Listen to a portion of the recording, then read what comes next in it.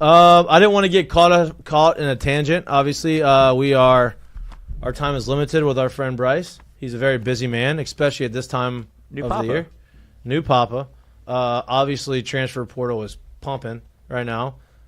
He has to go out there and do his real day job, which is covering all of college football and covering LSU. So hopefully we can give you some answers that we don't have, and we can ask some questions that makes our show more interesting. Is he ready? Are we ready? Bryce, welcome to the show, dude. What's up, fellas? How you doing? How you doing? Oh, just another Monday, right? Well, listen, not just another Monday. It's Portal Monday. It's the portal opens. You got a lot of people. He's well aware. Yeah, he's sitting there. He's like, you're right. I know. It's not a regular Monday. Wait, what? Hey, listen, I'm glad I could help you. I'm glad I could help you with your job. I didn't know if you knew that. But there's a lot of guys in the portal, obviously, that LSU is probably interested in. A lot of guys that were at LSU that are currently in the portal, and a lot of question marks that they kind of have to fill. Let's jump right into it, and let's get into the portal conversation. What are you hearing as far as the early rumblings? Yeah, early rumblings of who LSU is going after and who they look like they're going to get. Yeah, no, I think the biggest thing that a lot of fans have kind of been paying attention to is there's an obvious need of wide receiver.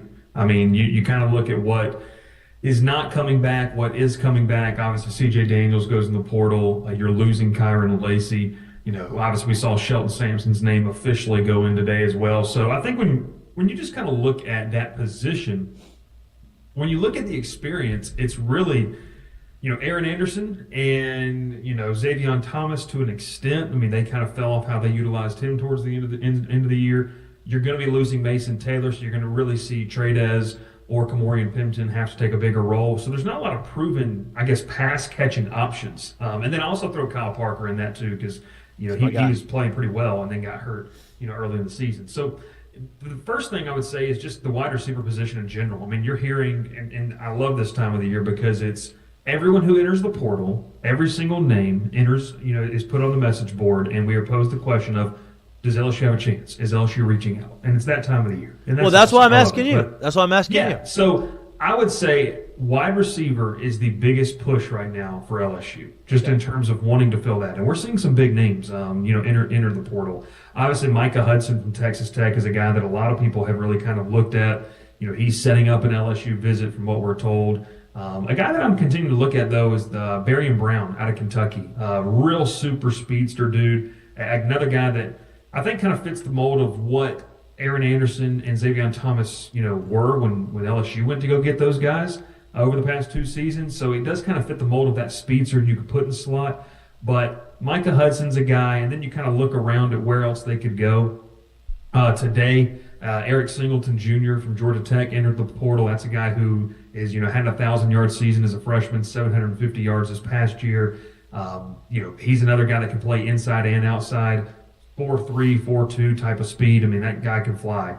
So you're looking at, LSU's kind of, making contact in such a weird time, not with his players specifically, but the agents of these players, of kind of feeling out where they're at in the process. So I'd say receiver is kind of the biggest thing they're looking at, and then the trickle down, like, the Northwestern offensive linemen. They obviously are going to go on campus for a visit. They need to beef up the offensive line. So it kind of feels like right now it's really receiver because some top-end talent is already in the portal.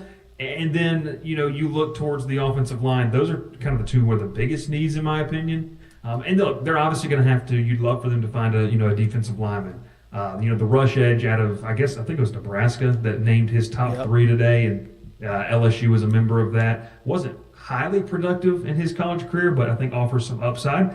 But when you look at that and what Kevin Peoples was able to do with Savion Jones and Braden Swinson just 1 year, there's potential there. So I think those positions, as it fills out more in the portal in terms of more names entering, you're going to see that. It just kind of feels like receivers kind of the hot hand right now because a lot of those guys, and how this, from what I've just experienced so far in the portal, is a lot of the receivers, like especially those big names, they're going to want to probably commit pretty soon and early. And why is that? Well, they have to really start building a rapport with whoever is in terms of the playbook, in terms of that. And I think it's one thing C.J. Daniels, I don't want to say he struggled with at times, but he even told us in the spring ball, like, he was still trying to get the playbook down and what Joe Sloan wanted to do. So, I think the receivers, you're seeing them enter the portal early. You're seeing the interest. You're seeing so-and-so set up a visit elsewhere. I feel like that's kind of where LSU's starting to hit the hardest here early on. I don't want to get too far off the receiver spot, but I think when you put together a roster and you're putting together a receiving core, you're also looking for versatility and people that can do different things instead of people that do a lot of the same stuff. Now, don't get me wrong. Speed is never a bad thing to have. You always want to have some speed. But if you're telling me guys that are coming in with the likes of Xavier Thomas, with the likes of Aaron Anderson and what they do, and there's guys in the portal that do a lot of those similar things. When you leave, when guys like C.J. Daniels goes into the portal, when guys like Kyron Lacey leaves, when guys like Mason Taylor leaves, who's the third down guy? Who's the guy they're going to be able to rely on to move the chains? Is there anybody in the portal that kind of fits that mold that would fit into this offense as well? Yeah, I mean, you mentioned right there, that's, I think, where they wanted C.J. Daniels to be a part of the puzzle, because he was a really, and I think we talked about this last time I was on y'all's show, was he's just, it wasn't flashy this year, but it felt consistent when he got the ball. So when you look at receiver, like I've got the 24/7 rankings right here. Casey Concepcion is a guy that I think that, they're going to look at. He's setting up a visit at Texas A&M. He's a guy, but he's 5'11", 189. LSU needs that big body, that big target, right? The top two guys on the board are Kentucky receiver Dane Key, 6'3", 210, and then Nick Anderson, who was a guy that seemingly in the betting world was always talked about because he barely played this year at Oklahoma, and affect how you wanted to bet on Oklahoma this season. He's 6'4", 216. His freshman year was very impressive in Norman. So I think when you look at outside guys, and I'll throw Micah Hudson, because Hudson has speed and deep down the field threat. He is around 6'1", 195 to 200, so he does have that bigger frame that I think you're talking about to give you some diversity in that room. So, those three guys, like I think if I'm LSU, I wouldn't mind adding, because you do need some playable depth. I wouldn't mind adding another kind of Swiss Army knife guy, but I think that you have to go get, an outside guy that, like you said, can be the third down threat. So, will LSU try to talk to Nick Anderson? I think there will be initial conversations to kind of see where things are at in terms of NIL, in terms of different things. What is he asking for? What's he looking for? Because there's obvious snaps to be had in Baton Rouge, which I think can put LSU in an enviable situation compared to maybe some other power programs, because it's a program where, all intents and purposes, we believe Garrett Nussmeier is going to return, so you have some continuity there. It's a plug-and-play opportunity. Hey, if you can come in and you can give us, 65, 70 catches, something like that, and you can get in a 1,000-yard season here. And there's not going to be the learning curve's on you. It's not on the rest of the offense in terms of what they want to do. So, and Nick Anderson's a guy that I think they're going to look at. Like I said, 6'4", 215 to 220, he's that big body.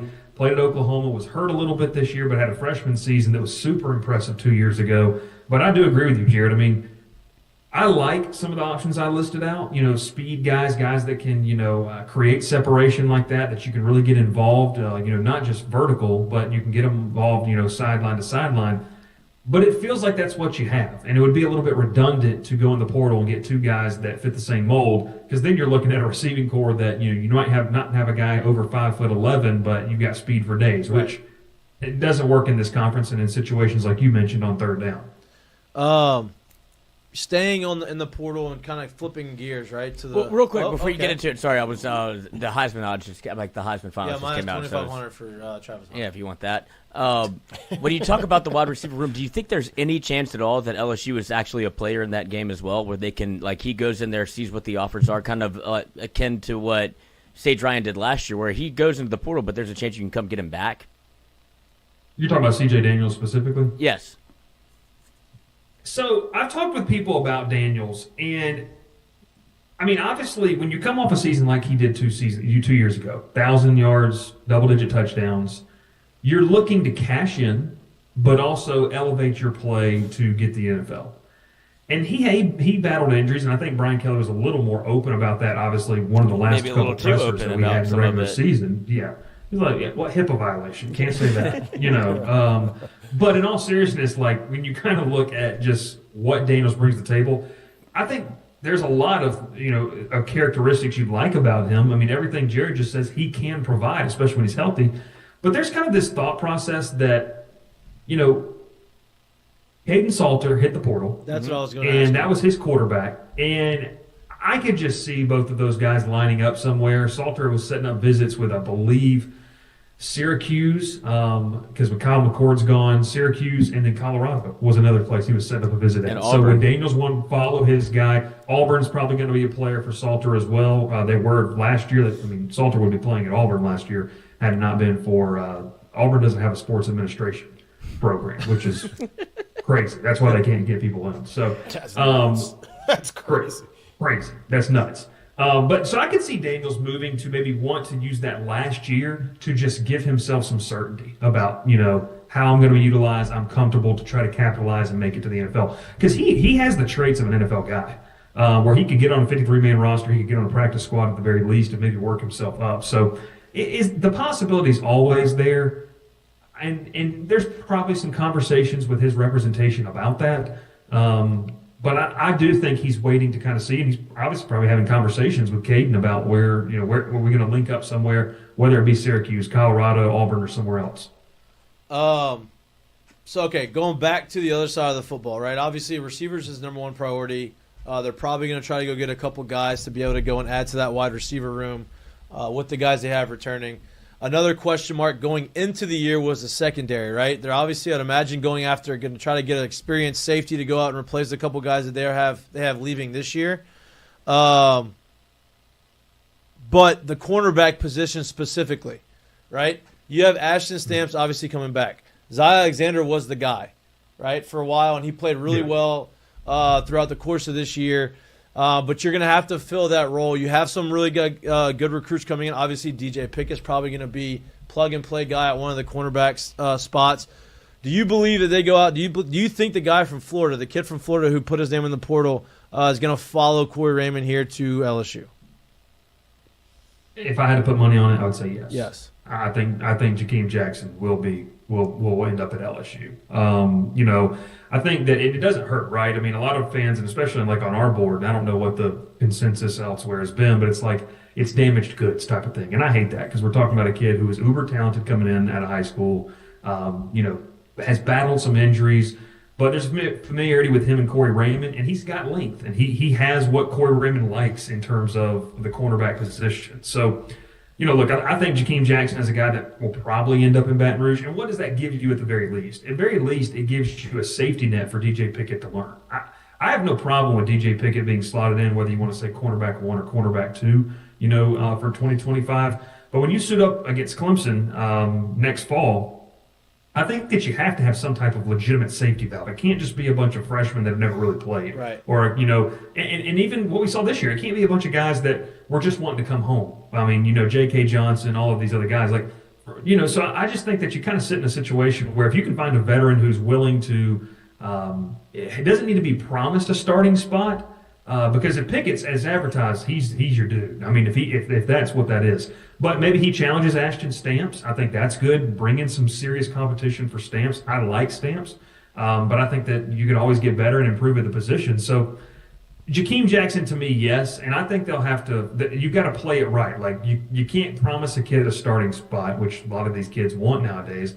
But you got to find a guy who's willing to go battle for it. And Corey Raymond has that built-in relationship with Jackson that's unique from him being at off at Florida just 2 seasons ago. So I could see that happening. And like you said, I mean, if I had to put money on it right now, LSU would be the destination. I mentioned safety, right? Jacoby Matthews was the guy that LSU wanted to get here, obviously from Ponchatoula.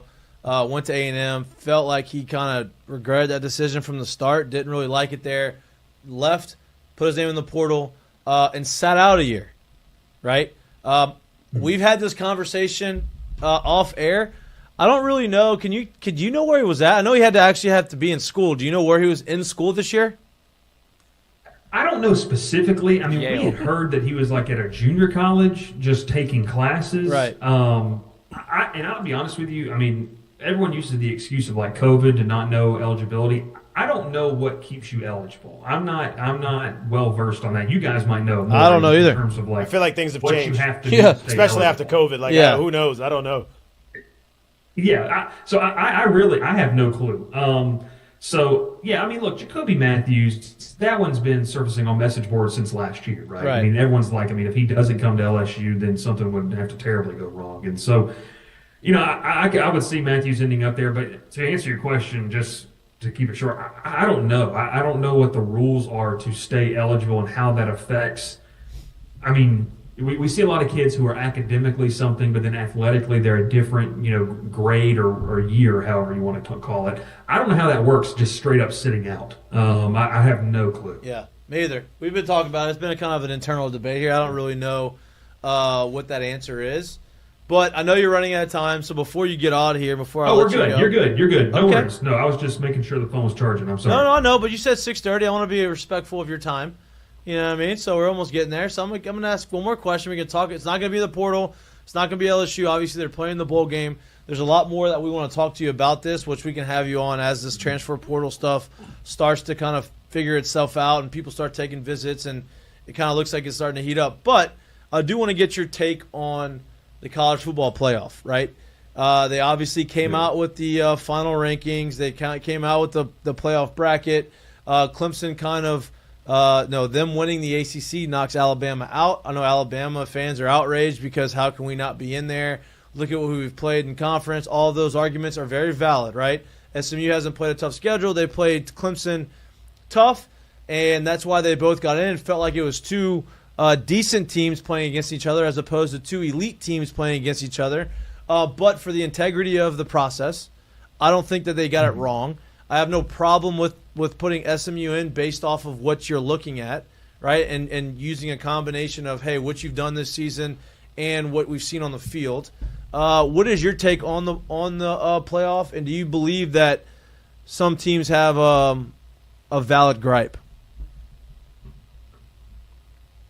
So I watched the ACC championship game from the sidelines in Charlotte. Oh, so you were there? Saturday night. You were there? Yeah, I was there. Wow. I was there. Boots on the ground. Okay. Boots on the ground. No, yeah, and first off, awesome city. I know both. Charlotte is amazing. Charlotte's amazing. Love Charlotte. Where'd you go? Any It's cool an places? awesome place. Any cool spots? Well, we went to this place. Oh gosh, my buddy's gonna kill me because we went to this. It's like a bar / restaurant after like 9 o'clock to turn more into a bar. It was a Hooters. good time. Right there next to the Bank of America, which is also obviously right next to the baseball. right Truist downtown. Field. Oh, So- is it a small? Is it like what's it called?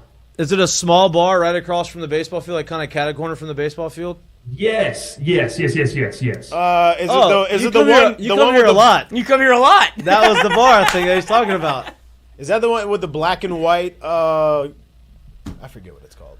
Sounds It's like got it's a good little time once outside you get in seating there. right there on the corner. Right. Yeah. right there on the Vine corner. and is it Vine and something? I know what you're It's talking right about. there on the corner, like you're like Because if the you- corner like- of the bar looks at like that little park that's right there. Correct? Yes. Yeah, I know what yes, you're talking about. yes. I just forget. Copper, the name not of it. Copper and Vine. No, maybe. I don't know. Something like that. I forget. I know. I'll literally text it to y'all right after this. Okay. I Yeah. will go look it up. Anyway. But, anyways, awesome city and SMU Gervais fans and showed out. Vine. It was a good time. What'd you say? Gervais and Vine. That's not it. That's not it. That's definitely not it. I've never heard of that in my life. No, I'm just kidding.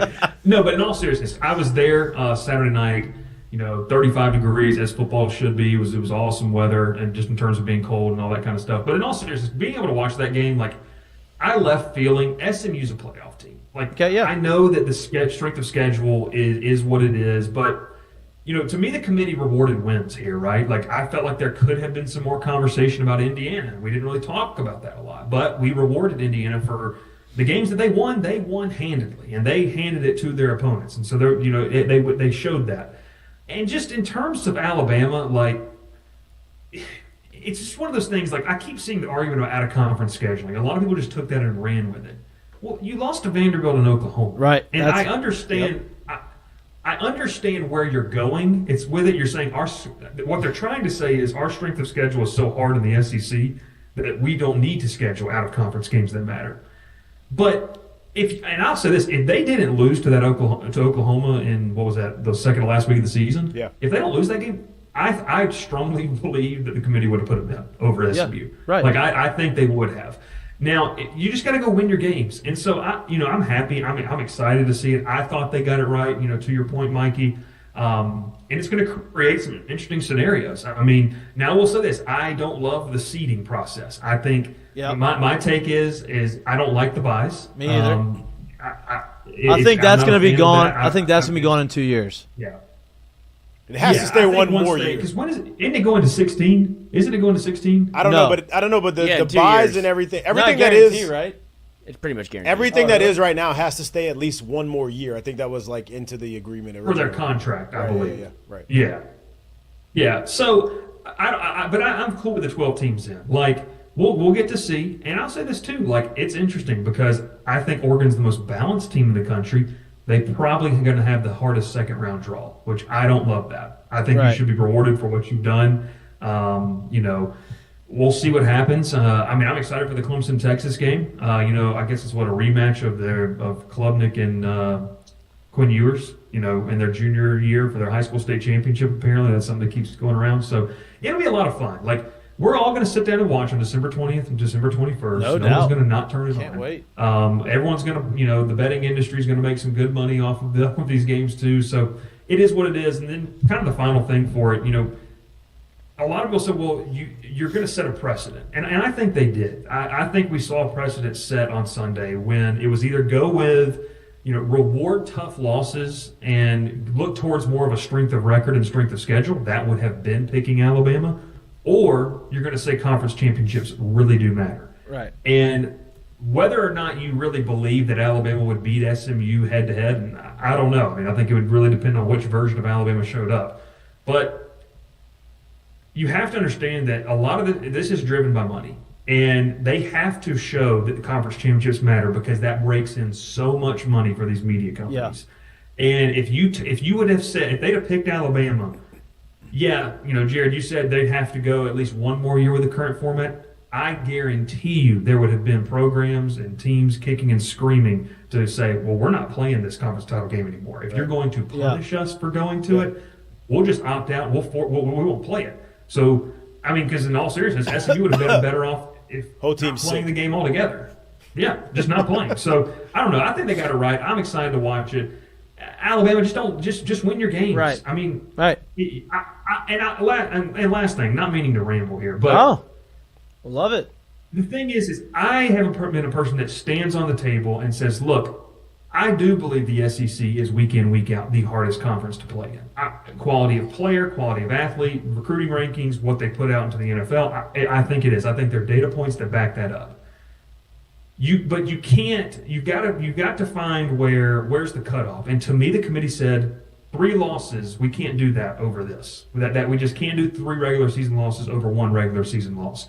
Do I think 2 SEC losses are maybe equal to 1 ACC loss? I do personally. That's just my take. I think the 3rd loss was what put the nail in the coffin there for Alabama. Well, let me ask you this: conference games matters. What happens if, obviously, if Georgia would have lost that game, they would have had 3 losses. They would have been in regardless.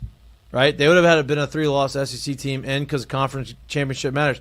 Let me ask you what happens if A&M doesn't fumble the ball and they go with 3 losses into the SEC championship game and they end up losing to Georgia, right? Let's say A&M would have beaten Texas. They had 3 losses. They go in there, they lose to Georgia with 4 losses. They're probably not in the playoff at that point, correct? Yeah, because they'd be 9-4. They'd be 9-4. Yeah. So.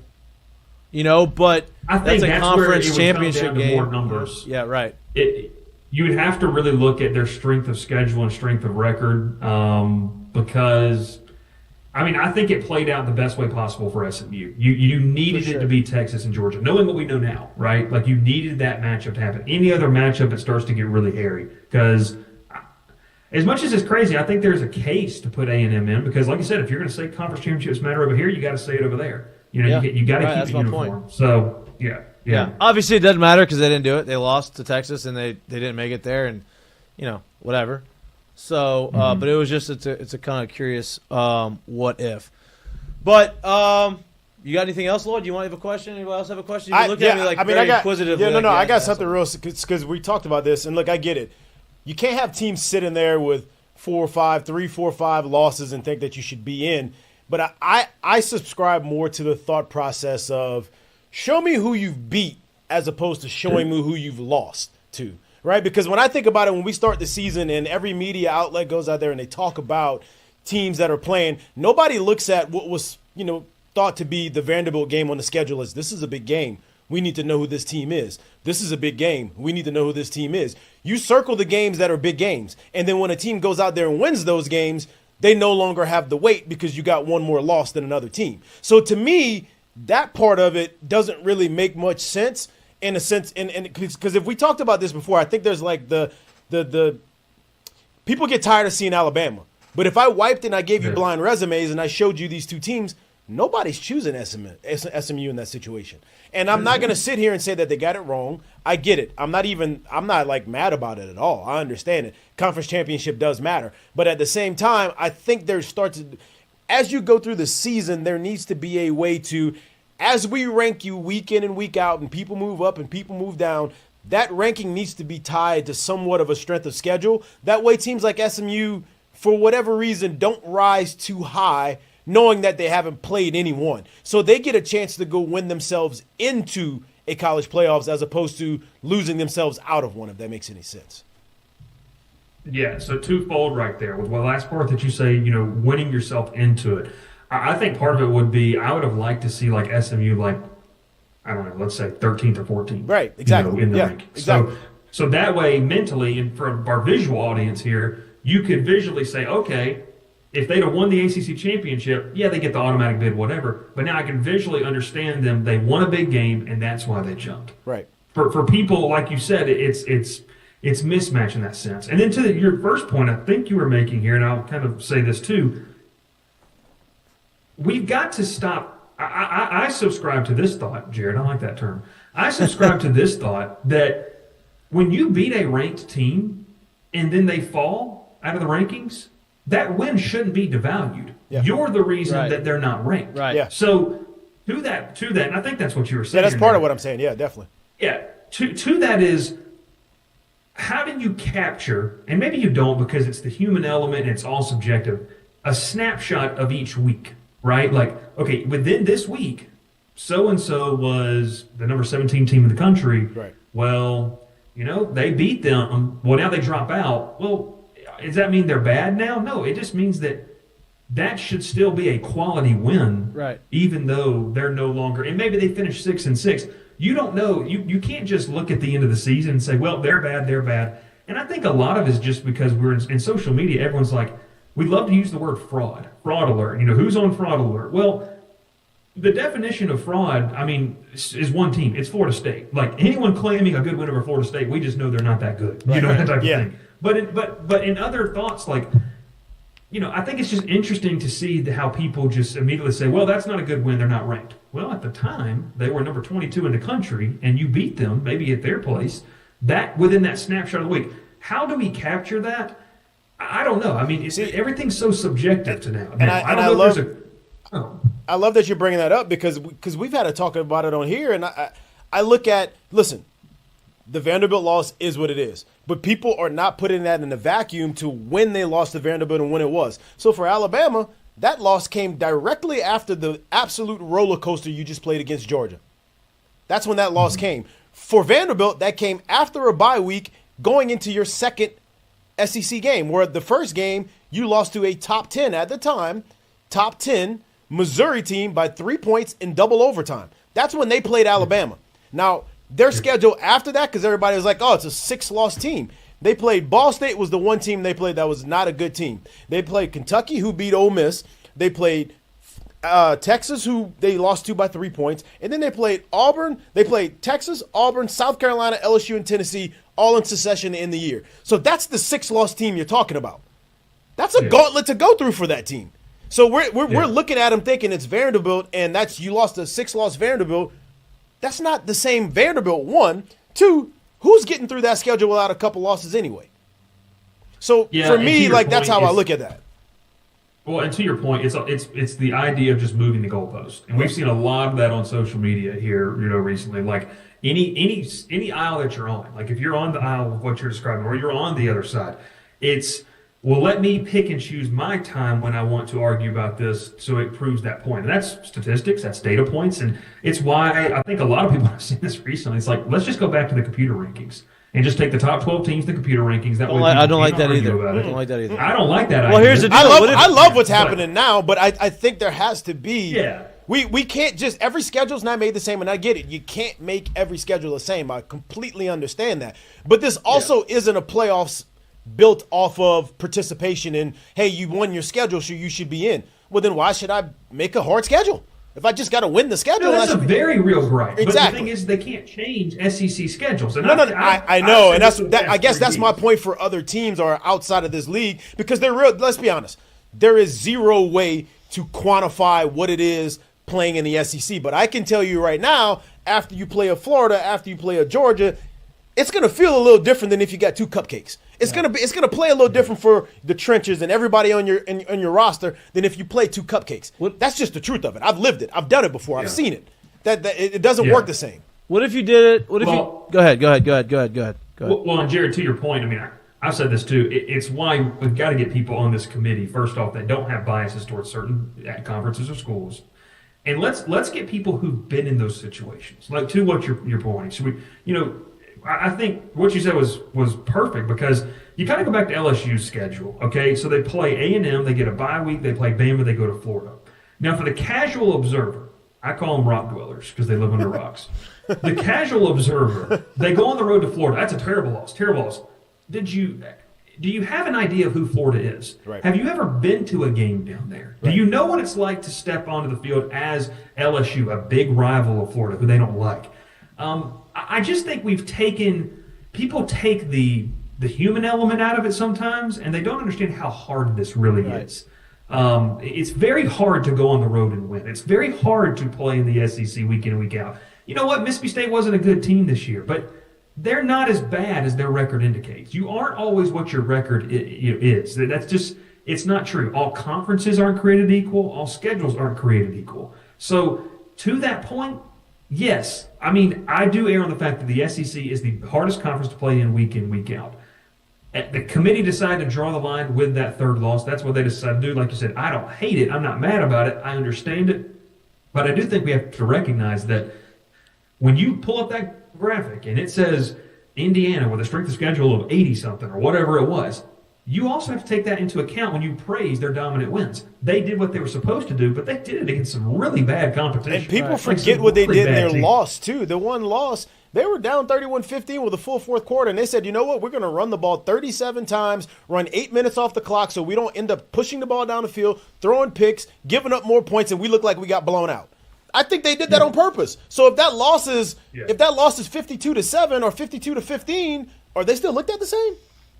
I don't think so. Yeah, exactly. Right. So, like, stuff like that people don't understand. It's one loss. I get it. The schedule. I just think there has to be a way to start trying to figure out how can we quantify this thing of what is not just the SEC, but everybody's schedule around the country. I'm not accusing of Indiana doing this straight up, but isn't it crazy that in a decade we've gone from teams pretty much if you drop one game, you're done, to where you strive for perfection, to now 10 years later, a decade later, you may be trying to strategically lose in the best way possible for PR purposes. Right. I mean, that's nuts to think about in this part of college football, to where, well, maybe I do this. And then how much longer, if they keep this seeding the way it is, do you do it for favorable seeding? Well, like, and that's – if I'm Oregon, I'm pissed that I had the 1 seed. Right. I'd rather have Georgia. I'd rather be the 2 seed. Well, so it's just crazy stuff to think about. That was my next point, right? And I told you we were going to let you go, but we got off this little tangent. You talked about – I don't think that we need, like, the BCS computer system to go out and create the rankings. But would there, if that's what people are saying, would there be a way where you say, okay, we're gonna have this, we're gonna do the 12-team playoff, like we're gonna have the committee and we're gonna create the 12 teams based off of who won and all this kind of stuff, but seeding is gonna be based off of a computer system. So you're not picking the teams based off of what the computer says. You're picking it off based off of what you're saying, but then out of those 12 teams, hey, we're going to factor in strength of schedule, do whatever, and that is seeded.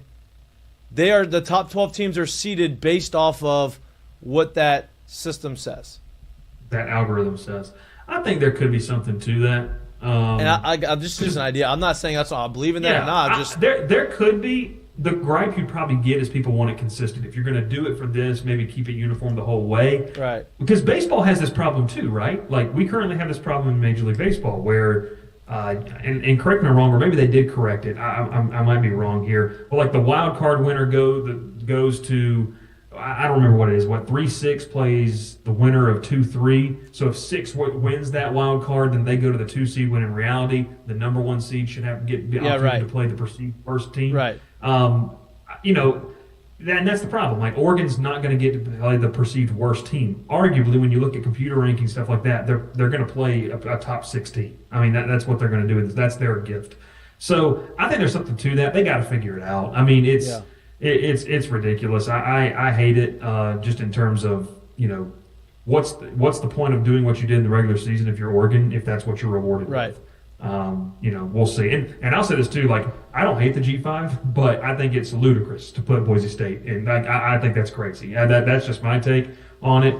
They don't play hard enough a schedule. I understand they played Oregon very well and very close in week 1, but they played literally one game against probably a top 40, top 50 opponent all year. And they lost that game, and they are the number 3 seed in the playoffs. When the ranking has them, they're number 9? Yeah. I mean, that's crazy. And then Arizona State's sitting there too. It's just why would you have a ranking and then a seeding? Let's just uniform it together and just roll out. A lot of things. But, this committee, I mean, I can't stand listening to Ward Manuel talk to begin with. I didn't even watch it after this one. I don't even know what he's talking about. So we could talk about this all night. I know you got to go. You got a family. I kept you longer. I appreciate your time. We're going to have you on again here in the next week or so whenever the portal kind of gets cooking. Could be tomorrow, could be the next day, who knows? But I got one question. Yes. Is that cool real quick? Yeah, you can listen. You can stay on for the whole time. I'm doing this for you. I appreciate that. That makes me feel good. Thoughts on the Juan Soto deal? I don't know if you guys have talked about actually, this. I don't know if there's plans to talk about it. Before the show, I said, listen, maybe we could sneak in the Juan Soto conversation. I'm glad you have time. Thoughts on the Juan Soto deal? Obviously, his age is the reason why he got that much money, right? Because he's 25, 26 years old. 26, golden goose age. He's going to be able to go up there until he's 41, 15 years. I don't think he deserves more money than Ohtani, but he got more money because they're able to give him more years. They're not going to give Ohtani 15 years because Ohtani will be 45, right? So, that's not going to happen. Ohtani's average value is a lot higher than Juan Soto. He's going to be making $800 million at the end of this deal. Like, that is almost $1 billion. He would have made, by the end of his career, he's going to almost have made $900 million in the game of baseball. Like, just playing. That's not endorsements. Just playing. Literally salary. Just playing because of the 3 years he had in arbitration. I don't know exactly that number, but I would imagine it equals close to $50, $60 million is what he made in arbitration in 3 years. I think his last year he made either between $25 and $30 million in 1 year, this past year. So good for him, but I think it sets a crazy precedent on future contracts because if this is the case, you're going to see $1 billion deal at some point. Well, here's the thing. So the number did for me. It came in way higher than I thought. I didn't think he was gonna surpass Ohtani, but I also would have never guessed that he would have gotten 5 more years on the deal of Ohtani. So I guess that's part of it. But I do look at it and I sit here and I say, look, first off, for people that don't know, like truly know baseball, 26 years old is legitimately the golden goose age in terms of getting to free agency. Not many people do that. No, they don't. And everyone that does, just go look at the contracts of when they signed those contracts and what they were at that time. I guess Trout was the last one, right? Trout never got there because he took the deals before. That's right. Bryce Harper got there. Yep. Mm-hmm. Harper got there. I think Manny Machado got there. That's the age where it's extremely rare for a player to be able to come up at the 19-year-old age and get to free agency without having to go back down, which means you lose service time, so you don't actually get that full amount of time to get you to that spot. It's extremely rare to get to that spot. So when players do get there, you're basically looking at a player that probably never really dipped when it comes to production-wise, pretty much was never hurt and probably stayed on the field pretty much all the time. Like, it's almost written into it where it's like, well, he's already done this. Where does it project? So, like, that's kind of what that spot is. So when you get to that spot, yeah, the number's crazy. I don't think it's going to truly inflate because, once again, I think that's the golden goose age. You just got to also remember, this is the same guy that probably 2 seasons ago turned down little less than 500. So that number Yeah, right like there is 480, right. 490, something That like number that. right there is the one I think that kind of inflates everything else that kind of goes up. But I was surprised simply because, like I said, I didn't expect for 5 more years to be able to get to this kind of number. It is crazy the amount of money. And I also do think when somebody's going to give you a guaranteed contract for 15 years out, that probably means there's a lot more money on the other side of it for them as well. So I would imagine that they're going to make a ton of money. The next one in line to be able to reach that golden goose age is Bobby Witt Jr. Yeah. Oh God. Yeah. Bobby Witt Jr. 22. That will, if he does that, that will be $1 billion contract. So Guaranteed. 22, 23. In 2022, he was 22. 2023, he was 23. And then 24. So I guess no. He'll be 27. See, and this is my point. Like, this he'll be and 27. then he'll probably get close to it, but that's my point. Like, it is extremely rare for a player to get to free agency at that age. Like, And he straight up just free turned. I agency. think Juan Soto just turned 26. Yeah. Allegedly. That's And crazy. remember, like, once again, we just talked about this too. Like, 2 years ago, this man turned down almost $500 million to get here. And I think that was also a big reason why he got the $785 million. Well, really $800 million deal, because he's not going to opt out, and they're going to increase his salary $4 million more a year at the back end. So it's going to be like an $804 million deal when it's all said and done. But I think that turning down that, hey, I got offered this $485 million deal, and look how much better I have been the last 2 years since then. So that was kind of like the benchmark. Like, I'm not signing anything less than that, obviously. And it's going to have to be significantly more. And he had the biggest markets in all of baseball bidding against each other, which also helps, right? Like, you have the Yankees and the Mets, and you have the And they're in Red the same Sox city, and the too. Dodgers. 2 of them in the same Right, city. and they hate each other. That definitely No helps. doubt. Definitely helps. What is what's your take on it? You know, it's interesting because for people who don't know, I'm a Braves fan, so we get to see more Juan Soto in the NL East, and it's just interesting to be a fan of a franchise. And I think I've talked to you guys kind of off air about this kind of stuff, just like how different franchises operate and what's the perception of those. It's interesting to be a fan of a franchise where you have a guy who, look, I think it was a year apart Soto and Acuna came in, and obviously Acuna's had 2 ACL tears. It's different, but I was reading some stuff today just about how what Acuna's not going to be a free agent until 31 in terms of age 31. Is what type of contract would he get? And they've really kind of opened it back up to like what would he have gotten? Because he had just turned 20 when he, I think, made his debut. So that put arbitration to what? Just 27? That would have put that to that? Is it 7 years? For Soto? You got it. Or Acuna? No, for Oh, Acuna. yeah, For 20. Acuna. It'll be like 6 full seasons, so probably around the 27 year.